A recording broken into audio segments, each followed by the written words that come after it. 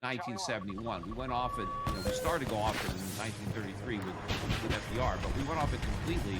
And when the dollar, or the Federal Reserve, though, was no longer backed by real money, it just became fiat. It just became currency that's backed by nothing. So, deficit every month of about $80 billion. So you look at $1 trillion a year.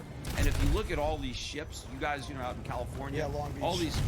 all those ships that are coming to Long Beach and San Pedro and Los Angeles, right?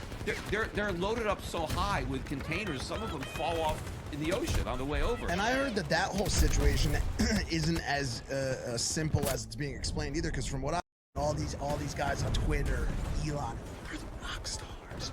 All the parties in Miami and the Bitcoin convention. You get invited to those? You get invited to those parties? No. The funny thing too is when I used to go on like CNBC and talk about some of the same things that the crypto guests talk about, reckless Federal Reserve, fiat money, right? And I used to say, what you do is you get out in. Now real gold is going up, so why settle for a cheap imitation? Are you expecting that to happen at the same time as the currency crisis right now?